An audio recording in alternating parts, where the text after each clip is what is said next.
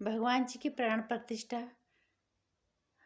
का समय अब आ गया है, लेकिन उस व्यक्ति के बारे में बात करना जरूरी है जिसके लिए भगवान जी कहते हैं। भगवान जी अपना सेवक खुद चुनते हैं कि उसका कार्य कौन करेगा।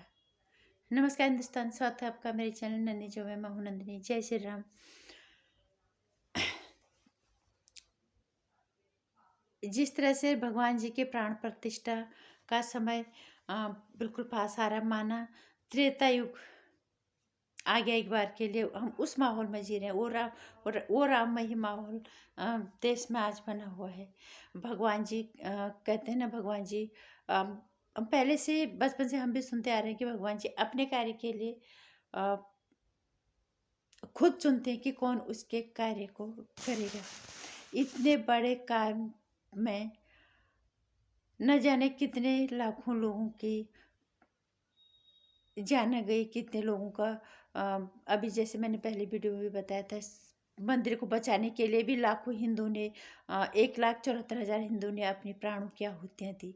उसके बाद समय समय पर आवाज़ें उठती, लेकिन 1992 से इस आंदोलन ने भयंकर रूप ले लिया। उस आंदोलन का जो प्रतिनिधित्व है वो कर रहे थे लाल कृष्ण आडवाणी जी। तो उनका कहना है कि उस वक्त मैं भारत के हर नागरिक का प्रतिनिधित्व कर रहा था और भगवान राम के मूल्यों को सीखने में मंदिर लोगों की मदद जरूर करेगा। रथ यात्रा जब उन्होंने निकाली थी तो उस समय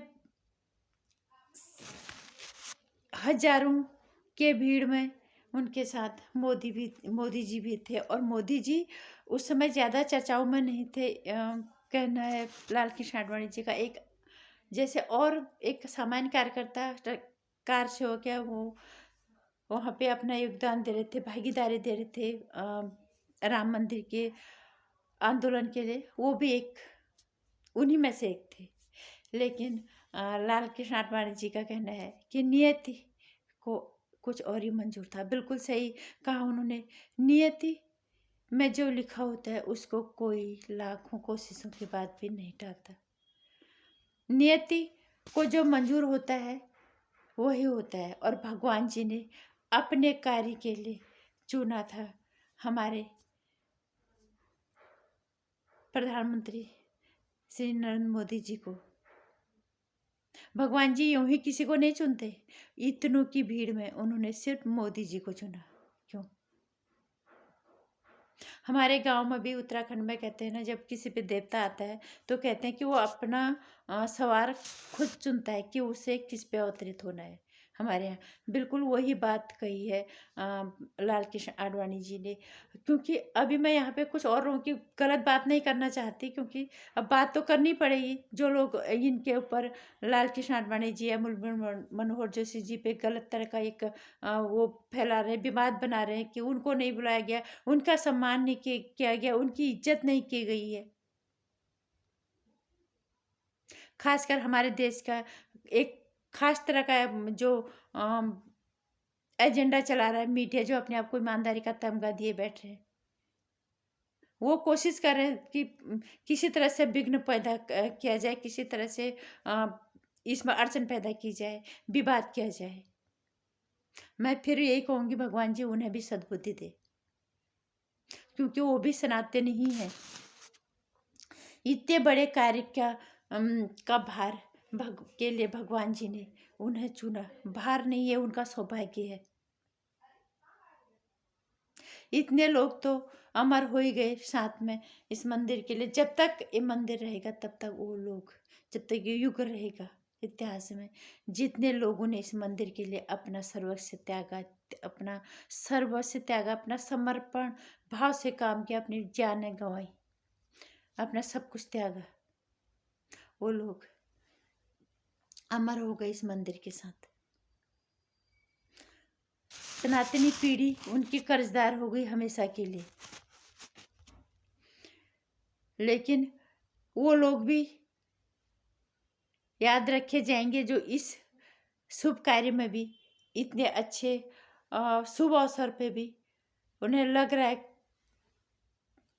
अड़चन डालते डालते वो लास्ट समय तक, आखिरी समय तक भी अड़चन डाला जाए, तो कभी वो शंकराचार्यों का मुद्दा उठा रहे हैं, कभी वो इनके बीच में कि इन्हें नहीं बुलाया गया, उनका सम्मान नहीं किया गया, उसने ये सब किया, ये सब चीज़ें। और एक खासकर हमारे देश का वो धड़ा है जो अपने आप को ईमानदार मीडिया कहता है, जो जिसको लोकतंत्र के चौथे स्तंभ को बचाने का काम दिया गया है, वो धड़ा इसको छोड़ के सारे काम कर रहा है। इसलिए हम कहेंगे कि ये मोदी जी का बहुत बड़ा ये सौभाग्य है कि भगवान जी ने उन्हें अपने काम के लिए चुना, और उन्होंने बहुत ही कितने कठिन व्रत से वो गुजर रहे हैं। आजकल सभी को पता है, 11 दिन का वो अनुष्ठान करके बैठे हैं, मंदिरों में जा रहे हैं, सफाई कर रहे हैं, व्रत रखा हुआ उन्होंने, नारियल पानी वो पी रहे हैं। ये क्षमता किसी के बस की बात नहीं है। वो नवरात्रि में पूरे 9 दिन के व्रत रखते हैं। आसान नहीं होता इतना बड़ा इस कार्य को करना। भगवान ने यूं ही नहीं चुना उन्हें, कुछ तो खूबियाँ उनको देखी होगी, कुछ तो उनके अंदर देखा होगा, वो समर्पण भाव जो भगवान ने उन्हें अपने कार्य के लिए चुना। इसलिए मैं कहना अब भी मैं यही कहूँगी, क्योंकि भगवान जी सबको सद्बुद्धि देते हैं, सद्बुद्धि दे, और राक्षसों को खुद ही दंडित करेंगे। हम कौन होते हैं कहने वाले। और फिर से मैं सभी को अग्रिम बधाई देना चाहूँगी भगवान जी की प्राण प्रतिष्ठा की, और सब अपने घरों में दिया जलाएं, खुशी मनाएं, क्योंकि ये कलयुग में त्रेता युग सालों सदियों के बाद आया, सालों के इंतजार के बाद आया। लोगों की उम्मीदें टूट गई थी, लोगों की आंखें पतरा गई थी, लेकिन आज राम आएंगे।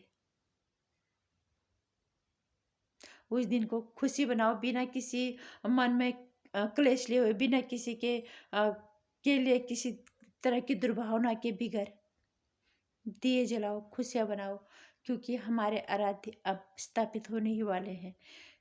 जो भी लोग अब बातें कर रहे हैं उनको बिल्कुल नज़रअंदाज करके भगवान जी के पे अपना ध्यान लगाओ, उनकी प्राण प्रतिष्ठा पे, और अपने धर्म की रक्षा के लिए संकल्प लो, अपनी देश सेवा के लिए संकल्प लो। उन लोगों को याद करो जिनकी वजह से आज हमें ये दिन देखने को मिल रहा है। उन्हें याद किए बगैर ये कार्य पूरा हो ही नहीं सकता।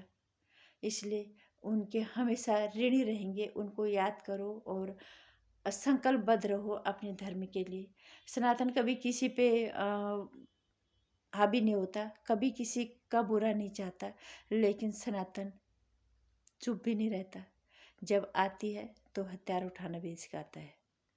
इसलिए खुशी का माहौल है, बिना गलत बात सुने हुए, लोगों की इधर उधर की सुने हुए बिगैर अपने आराध्य को याद करो, उन लोगों को याद करो जिनकी वजह से हमें ये दिन देखने को मिल रहा है, और भगवान जी के चरणों में अपने आप को समर्पित कर दो, और जब भी मौका मिलता है वहाँ दर्शन के लिए जाओ। जय श्री राम। भगवान जी ने तो मोदी जी को चुन लिया था अपने कार्य के लिए। भगवान बस थोड़ा सद्बुद्धि हमें भी दे कि हम अपने धर्म की राह पे सही चल पाए, संकल्पबद्ध रह पाए। बस यही प्रार्थना है उस प्रभु से। जय श्री राम, जय सनातन।